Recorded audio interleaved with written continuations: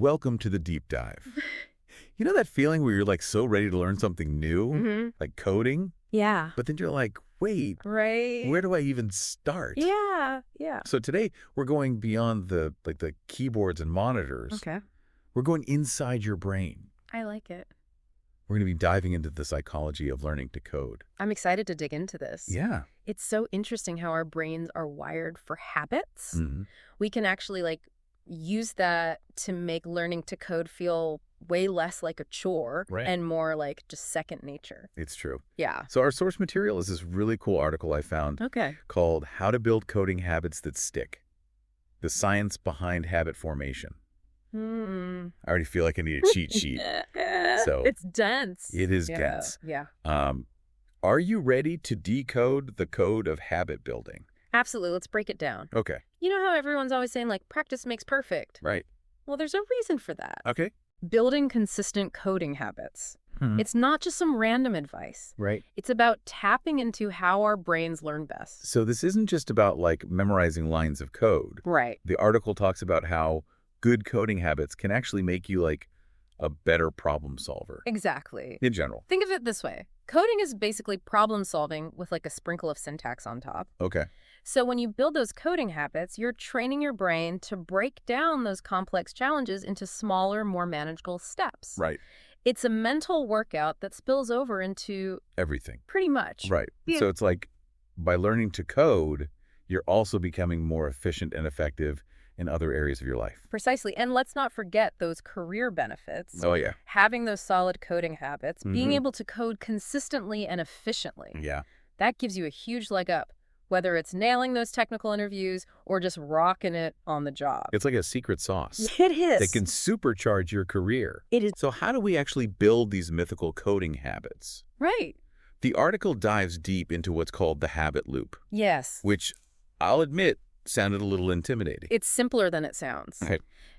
Think back to Charles Duhigg's book, The Power of Habit.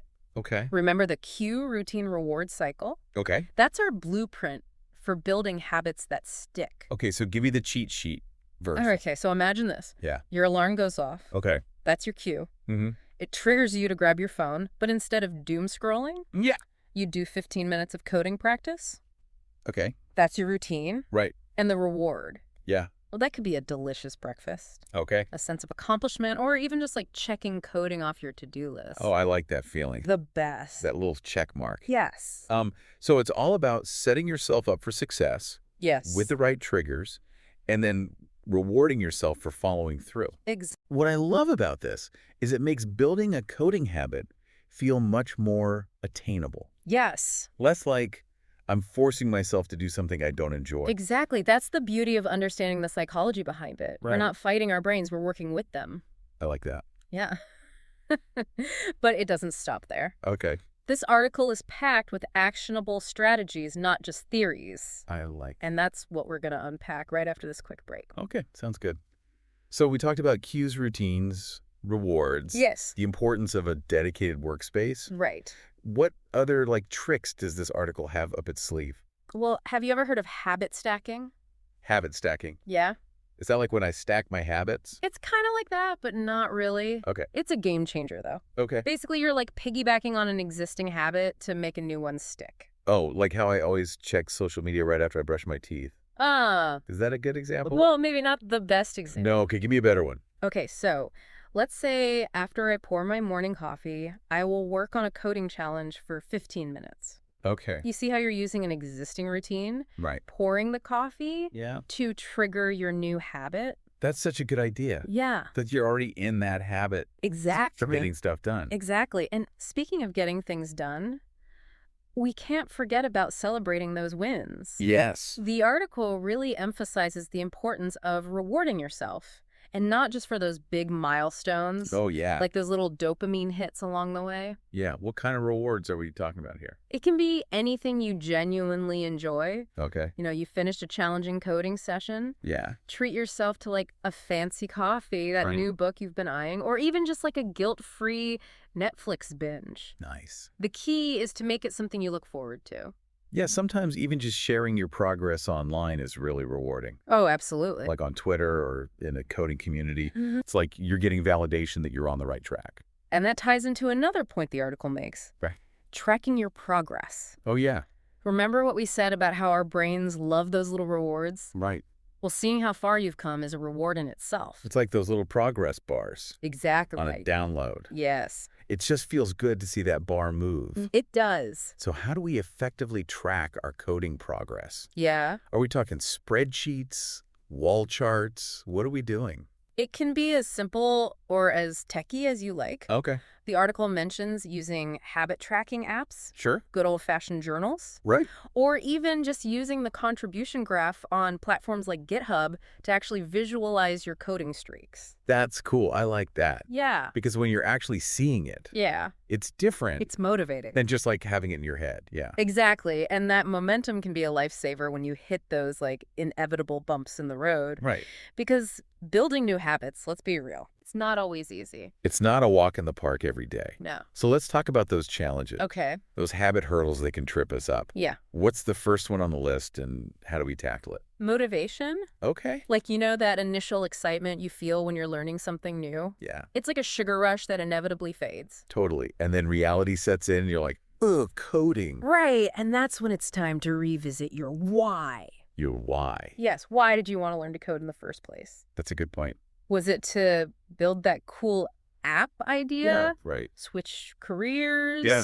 Or maybe just impress your friends with your new tech skills? Okay. So we've got to have that bigger picture in mind. Yes. That North Star. Yes. Especially for when things get tough. Absolutely. But sometimes, even with the best intentions, life gets in the way. It does. So what about those times when you're like genuinely crunched for time? Right. We're all busy people. Yes, How do you fit in coding practice when you feel like you barely have time to like breathe?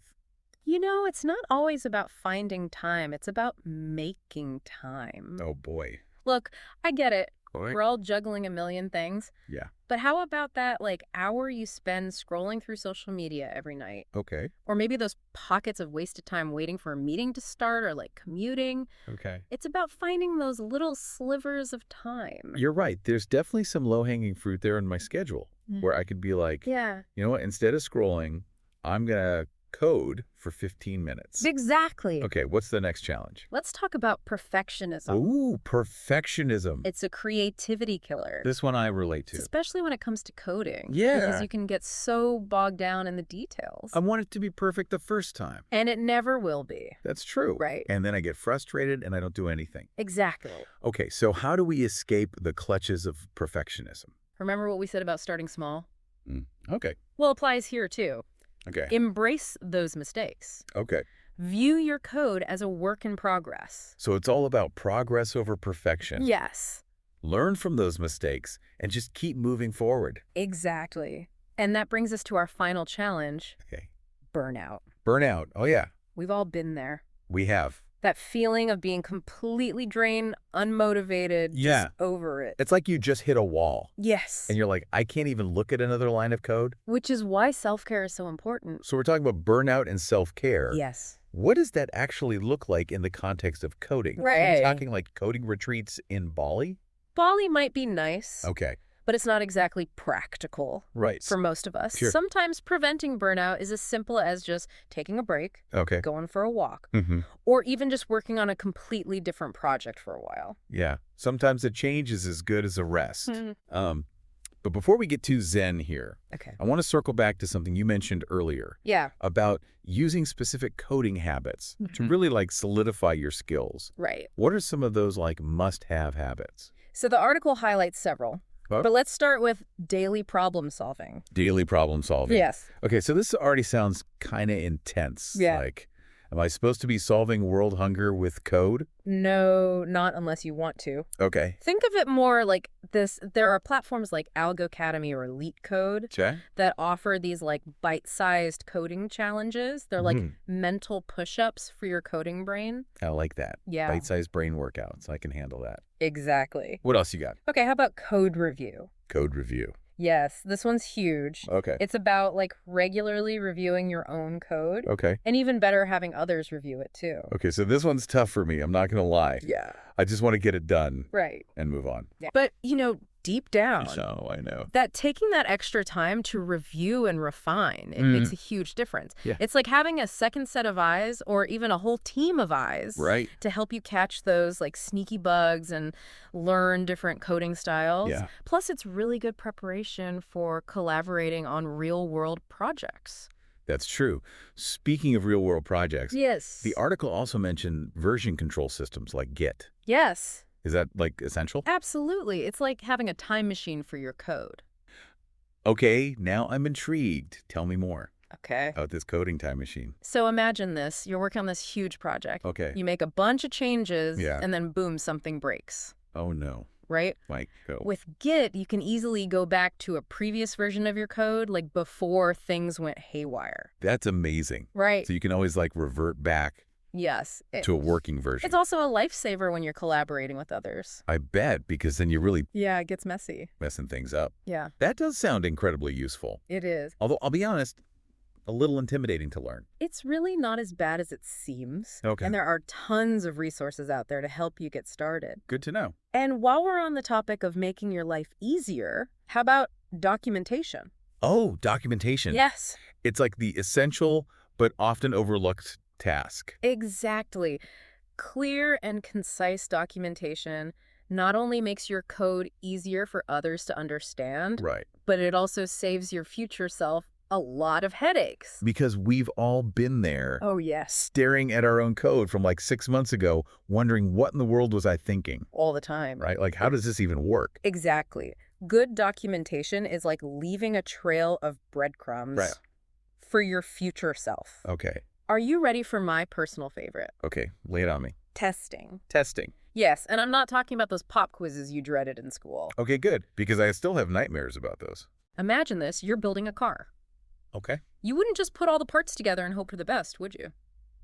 I mean, I might. You might? But I see where you're going with this. Okay, good. So testing your code is like taking that car for a test drive. Right. Making sure everything works as expected before you take it out on the open road. So testing is really about just catching those errors. Yes. Like early on. Exactly. So you save yourself a coding catastrophe down the road. You got it. And speaking of keeping your code clean and running smoothly, the article also talks about code refactoring. Refactoring, it sounds intense. It's not as scary as it sounds. Okay. It's more like spring cleaning for your code. Okay, I like that. You're just going back and reorganizing things, making it more efficient, more readable, and easier to work with. So it's less about like Yeah. rewriting everything and more about just like cleaning it up. Exactly, just like tidying up. Okay, I can get behind that. Yeah. So we've got daily challenges, code reviews, version control, documentation, testing, refactoring. Right. That's quite the coding habit checklist. It's a good list. Is there anything else? Just one more, and it's a big one.